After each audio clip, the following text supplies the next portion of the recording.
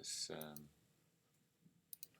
section. It's kind of like this mushy, lettery looking thing. So you could use the pen tool to illustrate that, but I just want to introduce to you another tool. This is the blob brush tool.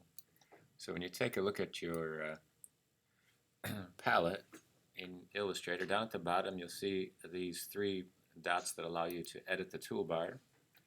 And depending on what your toolbar is set at, this is the option of all the tools. So you can change this to make it a basic or advanced, and I just have it set to advanced. So if you're out and about with a different one, but the tool down on the right here is the paintbrush tool.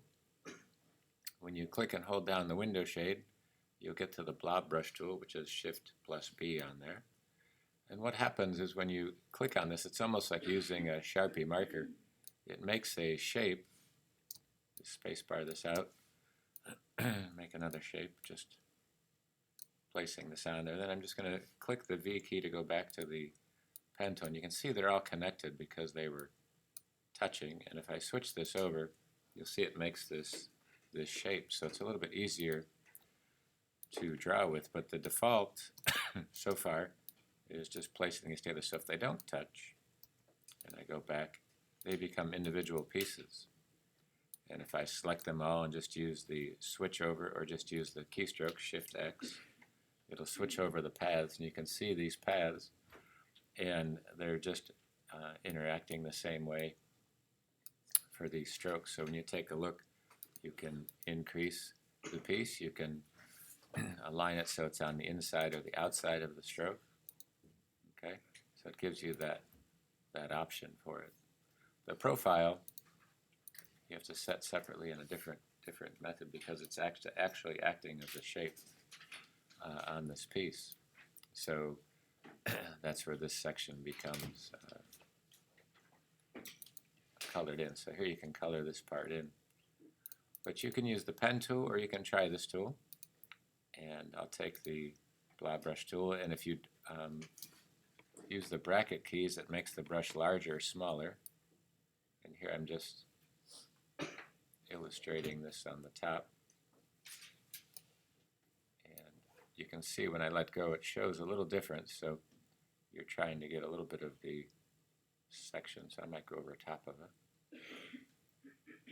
Just kind of building it up, and I can. I've seen initially some of you were trying to fill things in with the pen tool, and this is a tool that allows you to work that way. Keep in mind, here's the selection tool, and this is the shape of it already. So it is you just have to keep track of what tool you're using so you know what shape you're actually drawing. So it's a matter of just kind of going around the outside, and it has these extra pieces which I'll draw later. And if you lose, you can see it tracks itself down, but it lends itself a little bit more to this kind of dripping section here. As long as everybody's overlapped, it'll all be one piece. Here's the bracket key making it larger. So you can kind of see this coming across. Build that part up. Here I'm just going to go back to the color just to show it to you. And again, if you get into the keystrokes, then you can alternate back and forth. And again, the bracket key to make it a little bit smaller. So I'm not worried about the highlights yet. I'm just placing this on here.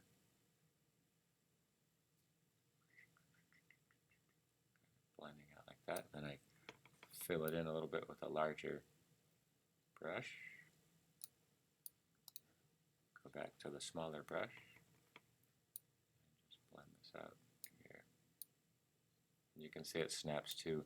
And the reason that's doing that is there are some presets for the section that you have here. So I'll just take these guys out.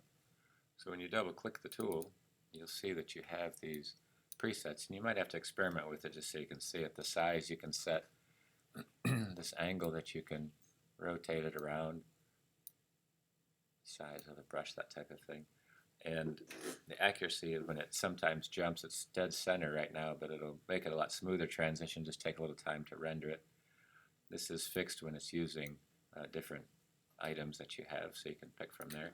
Keeping it selected or merge only with the selection is what these two are set for, but they're not set at right now. So here's this image. So I'll give it a light color and exit across. So now I have those pieces. So you can kind of set those together. And now you can see that they're separate now that I have these overlaps. Basically just going to take those, and as you take a look at those, you can see how you can edit them or make them a little bit smaller. Here's the option key that takes it right away, so now I have the shape builder helping me build this tool. So I can take the section up here, and I will give it a different color just so you can see the highlight area.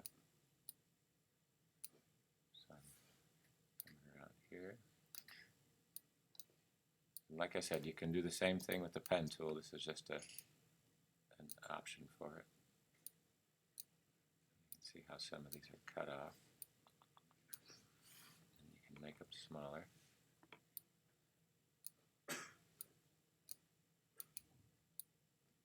So I've overlapped all those. Like so. Click on that guy, just make him blue. I just select them all, take the shape builder, and just option to take all these extra pieces off if they're eliminated there. Just make sure you click on the right.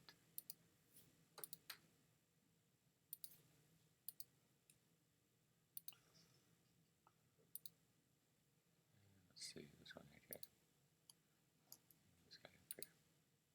So there's the items that you have, and you can select all of these. So say I'm trying to change the color. So everything is selected. Let's see if I got everything selected. Let me do that one more time. Make a marquee selection around all of this. And everything's connected. And then I'm going to shift key to deselect the green. And I'll give these guys a different color. The question mark is on the stroke because there's one still there, so I'll take all that off, and then I'll just take this part and make that green and shift X. So now I have two colors that are there, just so you can see them, and those could be highlighted and selected. So again, I can, just to show you this one more time, I select all of it, so it's all connected. Shift key and just deselect the green, so now all the red ones are highlighted. So here I can change this color, any color I want to make it, and sometimes you can group it together so next time you want to grab it, it's all together. And then here's the inside of it, so you can take and kind of look at some of the different pieces that are there. Here's a gradient, for example. Build it up into there. And that'll give you ways to click or add to it, changing some of the color. I'm not saying I did a good color choice, but there's the piece there. And again, once you have it, just use the Command Shift 4 to make that selection, and Command to the Finder on the desktop, and that's going to be the